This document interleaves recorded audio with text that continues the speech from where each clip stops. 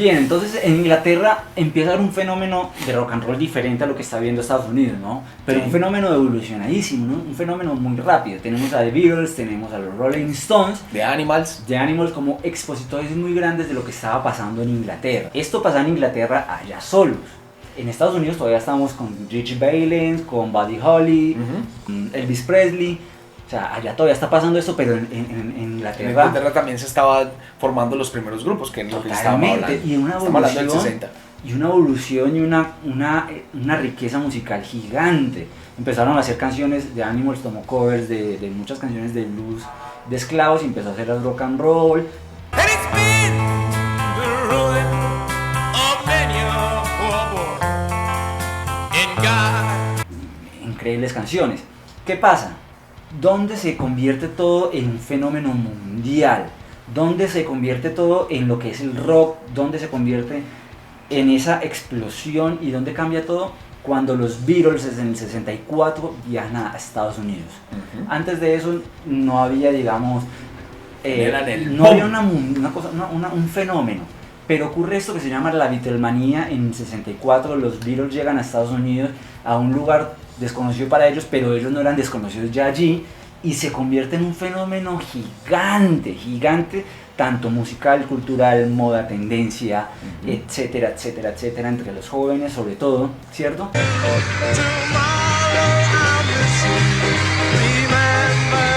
Empezó a surgir esto de la música, empezaron a haber bandas que querían ya hacer ese sonido. Vamos a volvernos un toque a 1950, donde las bandas que estaba sonando el rock and roll en Estados Unidos eran bandas más surfer, ¿no? ¿Qué bandas tenemos ahí que ya hemos mencionado? Tenemos a Trashmen. Claro, y los Beach Boys, obviamente. Los Beach Boys son este tipo de bandas que hacían música para surf, música de verano, y eso es lo que está sonando en Estados Unidos. Sí. Más de club, más de fiesta. Pero llegan los Beatles a Estados Unidos y eso es una revolución mundial. ¿Mundial por qué? Porque la música cambia, el rock cambia, la moda cambia, y todo lo que hacían los Beatles, todo el mundo lo quería hacer. Todo lo que hacían los Beatles, todo era, lo llevaban a un nivel extremo, o sea, tocaban con piedras, todo el mundo quería tocar con piedras, digamos. Era algo así, era un fenómeno, la Beatlemania fue un fenómeno, ¿no? Un fenómeno experimental. Help me if you can, I'm feeling down. Yo creo que eso también fue la época de los 60 como tal, que fue experimento y experimento y experimento. Y sabemos que en la época del hipismo, que fue en los 60, tuvimos un pequeño lapso muy chévere del rock que se llama el rock psicodélico. Totalmente, Y aquí ¿no? podemos salir hablando de miles de grupos, de miles de tendencias que nos llevaron hasta el año 1969, donde podemos decir que en ese momento, según la historia, muere el rock. ¿Qué pasa en esto de los 60s? Los músicos empiezan a experimentar. Los Beatles empiezan a experimentar con todo, quieren siempre estar evolucionando, eran chicos inquietos, instrumentos, sonidos, y conocen las drogas en Estados Unidos, prueban las drogas y la sensación de las drogas la quieren transmitir en su música. Que sentían con la marihuana, que sentían con el LSD y todo esto, y empezaron a transmitirlo con su música y expresarlo. ¿Qué trajo todo esto? Cambios en la música. Cambios en los sonidos, cambios en instrumentos, cambios con muchas cosas, y llega a un punto que es el rock psicodélico. El rock psicodélico se vuelve muy fuerte, se vuelve eso, la expresión de las drogas, como ves en la música.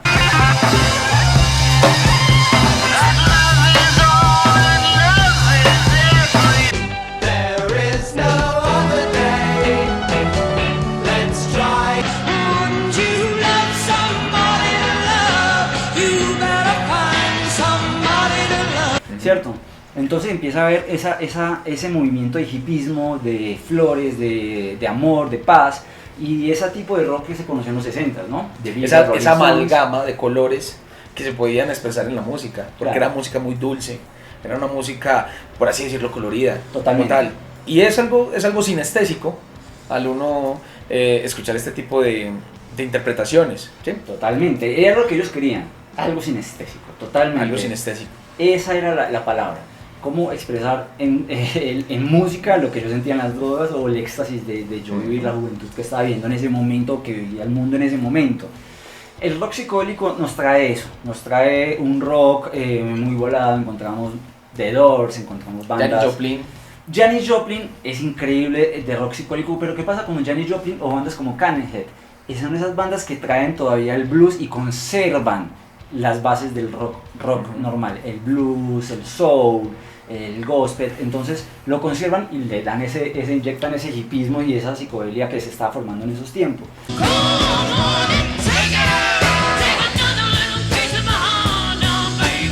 I'm on the road again, but I'm so tired of crying, but I'm out. Top down my fancy double beat me. Yeah, coming on a baby, oh, like chicken. Sí, claro. Bandas también como Iron Butterfly también hacían canciones. Algo muy curioso era que en esa época las canciones no eran cortas. Las canciones eran largas. Duraban 15, 17, 18 minutos. Por ejemplo, Indagar a la vida de Iron Butterfly, que es la que suena en Los Simpsons cuando Bart vende el alma. Indagar a la vida. Iron Butterfly.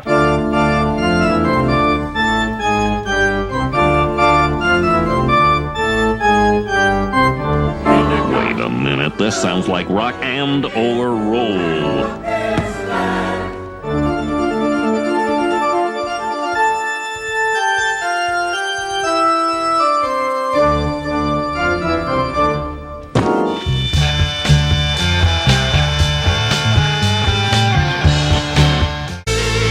Tenemos un gran expositor de esta oleada psicodélica y del comienzo de otra oleada de rock que ya estamos acercándonos al final de los 60, ¿no? Estamos al final de los 60. Totalmente, que es Frank Zappa. Frank Zappa es un artista increíble, un multiinstrumentista increíble, fue un gran artista y él empezó con esta del rock psicodélico y empezó a llevar el rock a otro nivel, mezclando el jazz, mezclando diferentes ritmos, mezclando lo que encontrara, pero de una manera increíble, una manera bastante también peculiar, podría decir también controversial, ¿cierto? Odiando todo, pero sí, me gusta. Y Frank Zappa empezó a hacer lo que se conoce como el rock progresivo, que era este tipo de música que no mantenía una escala normal de 4/4, sino que empezó a experimentar con otro tipo de escalas, con otro tipo de notas, con otro tipo de digamos, de elementos que traía incluso la música clásica, ¿cierto? Sí. You're probably wondering why I'm here. De eso podemos decir de ese tipo de rock progresivo, ya terminando lo que es la psicodelia de los 60, Sí. ¿cierto? Porque ahí, como lo habíamos dicho antes, se supone que muere el rock. ¿Cómo muere el rock? Sí. ¿Cómo muere el rock? Según la historia muere en 3 conciertos, ¿sí? ¿Cuáles conciertos tenemos? Tenemos Woodstock 69, que ha sido el concierto icónico de todo rockero. Quien no conozca Woodstock 69, búscalo. Lo vas a encontrar aquí en YouTube, lo puedes ver. El concierto de Monterrey, de 1967. De 67 es la base. Primero fue el concierto de Monterrey, después salió el Woodstock, pero el concierto de Monterrey es como que el primer Pop Music Festival, así se llamaba, donde teníamos a un Janis Joplin, a un Jimi Hendrix, teníamos un abanico de bandas increíble y empieza a haber esta manifestación de masas en festivales, ¿cierto? Que es donde vamos al Woodstock, un festival que terminó siendo gratuito porque se convirtió en una ciudad, 500.000 habitantes, fue catástrofe, fue increíble, una historia increíble. ¿Por qué decimos que empieza a terminar la psicodelia y el rock psicodélico de los 60? ¿Por qué? Tenemos un Woodstock que se convirtió, acá tenemos este LP, ¿cierto? Es un LP que es Woodstock 69, uno de los LPs. Es increíble, ya hablamos de lo que pasó, se convirtió en una ciudad, 500.000, casi 600.000 habitantes, digo habitantes porque prácticamente vivían ahí allá. 3 días de rock, paz y amor, como lo decían. Pero ¿qué pasa? Hubo un concierto que le da como un cierre a esa psicodélica y se marchita esa flor que ya había estado en el verano, o que era el verano del amor, o la era de Acuario de los 60. Ese concierto fue el Altamont en el 69, un concierto organizado por los Rolling Stones. Querían hacer un tipo Monterrey, no creo que no al nivel del Woodstock, querían hacer un concierto donde, bueno, obviamente estuvo los Rolling Stones, pero ¿qué pasó? Tuvieron una mala decisión de contratar a los Hell Angels, a los Ángeles del Infierno, estos motociclistas rebeldes de la época, Sí. para que guarden el lugar, y lastimosamente todo se desvía y terminan en un asesinato. termina en un asesinato. Entonces, con ese concierto, con ese festival del Altamont, en el 69 es donde se le cree culturalmente que se le pone un fin a la psicodelia, ¿cierto? Donde termina esa época dorada, donde termina el verano del amor, donde todo se pone ya más oscuro. Y vamos a pasar a lo que es los 70s. Los años 70. Vamos a hablar un poco de lo que fue el inicio del rock progresivo. Vamos a hablar de los cambios que tuvo esta década, de las fusiones que se encontraron en esta década y los nuevos ritmos que se combinaron con el rock para generar otros géneros. Cristian, hablemos un poquito del rock progresivo. Hablemos de bandas tan icónicas como lo ha sido Pink Floyd, como lo ha sido King Crimson. Hablemos un poquito de este tema. Bien, ya veníamos del finales de los 60, ¿cierto?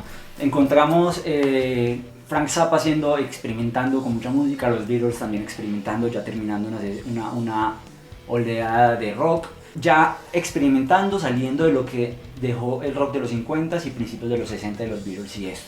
¿Qué pasa con el rock progresivo? Encontramos este tipo de gente también inquieta, Pink Floyd, ¿cierto? Sí, manejando los sonidos psicodélicos, pero muy raros, cambiándolo. Muy raros, o sea, sonidos que poco amigables para mucha gente, ¿cierto? Con escalas diferentes, con no comerciales, ¿cierto? Entonces, manejando contratiempos, total, también ¿no? era algo muy característico del progresivo, ¿sí? Total, Que eso lo manejaba. ¿no? King Crimson tenía unos cambios drásticos en las canciones y era muy curioso porque el vocalista podía tocar y cantar a la vez haciendo notas punteadas. Muy verdad.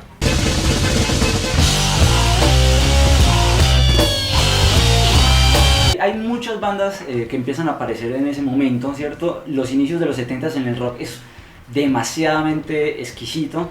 Está Rush es una de mis bandas favoritas de rock progresivo. Hace poco murió el baterista, lástima.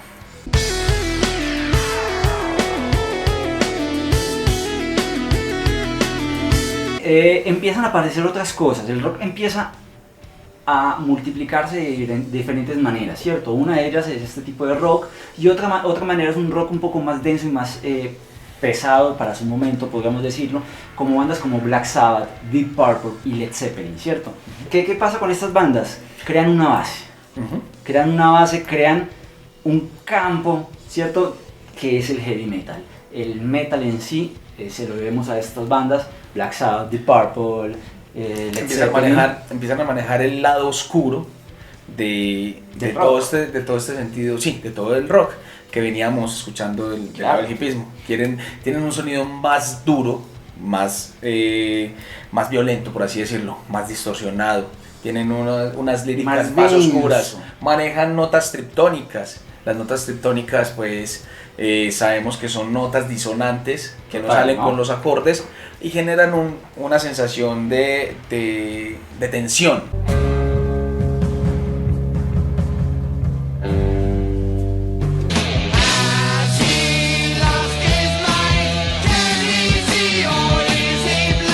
Total. Generar una tensión al escucharse. Empieza a ver esto, empieza a haber un oscurantismo, empiezan a hablar de temáticas satánicas, empiezan a hablar de cosas diabólicas, de manera temática, ¿no? No, es que lo sé. Empiezan a crear un mito que es hasta rico culturalmente de esta gente será escucharlo y disfrutarlo. Sí, o sea, es una cosa rara porque, sí. ay, no, escuchas Black Sabbath, entonces es un brujo, o sea, empiezan a haber una temática toda oscura, incluso a Led Zeppelin, empiezan a haber una cosa de mitos gigantes con el rock, ¿cierto? Siempre lo he oído y son mitos como mitos y leyendas. Esa música es del diablo. Y eso pasa a principios de los 70s, empieza a crearse el rock progresivo, empieza a crearse este tipo de rock más oscuro, pero también hay otras bandas que empiezan a abrirse campo. Abrirse, ¿no? Entonces tenemos bandas que siguen con el rock, ¿cierto? Como AC/DC, de Aerosmith, de hard rock, digamos. Hard rock, por así decirlo, pues género, duro, claro, hablando de un de rock hard duro. rock. Eso es como un hard rock, de un Tit Nugent ahí tenemos. Empieza a haber este auge del hard rock, del space rock y del glam rock. Ya habíamos hablado anteriormente de los New York Dolls, ya habíamos hablado de cómo el punk empezaba a tomar fuerza también. Y empieza a haber este tipo de bandas, T-Rex, empezamos a ver Thin Lizzy, ¿cierto?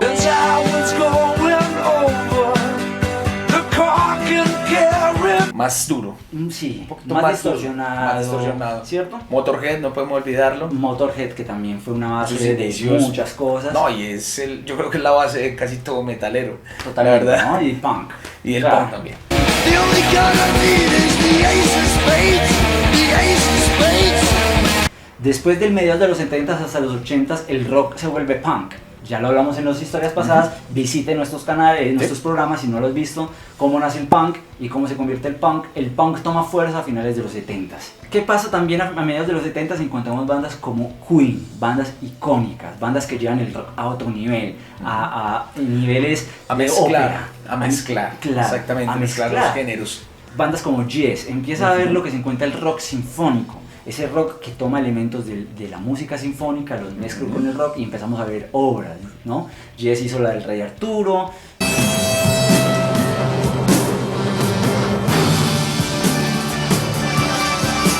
I see a little silhouette of a man. Scaramouche, will you do the fandango? Empieza a ver este tipo de rock sinfónico y sigue siendo más rico. En los 70s es esa alimentación, esa experimentación de rock, de bandas, Y de fusión. Totalmente, de géneros, de artistas, de músicos. Encontramos a David Bowie. ¿Qué más? O sea, Sí, no podemos también, bueno, estaba hablando de David Bowie y este género del space rock que ya habíamos hablado, pero no se nos puede olvidar también que en los 70 la onda afro, la onda funky. ¿Por qué? Porque estamos hablando de las mismas fusiones y se considera el funk como rock porque conocemos muchas bandas geniales del 70 con este género que todo rockero escuchaba en esa época. Estamos hablando del grande, por ejemplo, James Brown. James Estamos Brown. hablando de James Brown, que fue James genial. Brown, total.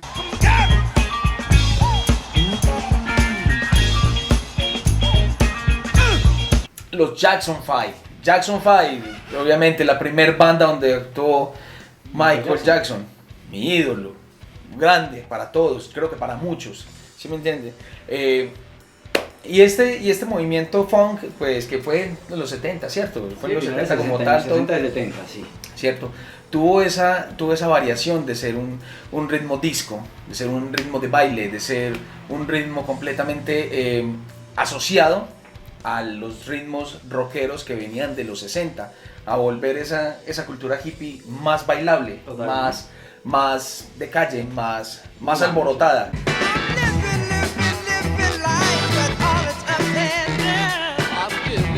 Es como coger todo el hippismo, impregnárselo en la camiseta y sacar tu estilo afro. Es muy curioso porque si vamos a generalizar, la música popular, las variaciones, los géneros musicales vienen siempre de afrodescendientes. Si tenemos el rock de los afrodescendientes, si vamos al hip hop son de afrodescendientes, del funk son afrodescendientes tocando. Entonces toda la cultura alternativa y musical siempre viene afrodescendientes y es algo increíble, o sea, viene de eso y es un dato muy curioso. Sí, es muy bacano. El funk se considera rock. Tenemos a Sly and the Family Stones como la banda que tocó en el Woodstock y esta banda populariza mucho el funk dentro de la escena rock. Eso cabe resaltar también bastante y el funk se vuelve muy fuerte en los 70s, ¿cierto? ¿Qué pasa también en los 70s? Ya tenemos el punk también en el auge. A finales de los 70s el punk es el género, digamos, que está dando fenómeno, ¿cierto? Pero encontramos un género que se está haciendo muy fuerte y sobre todo en Inglaterra, que es el heavy metal.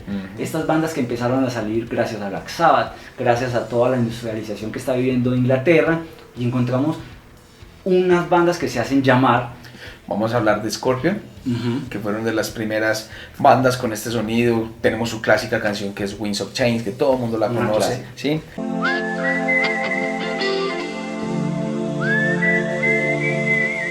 Sí. Ese silbidito, a nadie se le olvida. Yo creo que a nadie se le va a olvidar Exactamente, ¿no? ese silbidito. Tenemos a UFO, también, fue una de las pioneras con este inicio. Iron Maiden a finales de los 70 con su anterior cantante, ¿sí? Antes de entrar Bruce Dickinson, que ha sido pues el icono Totalmente, para ¿no? todo mundo. I'm running free.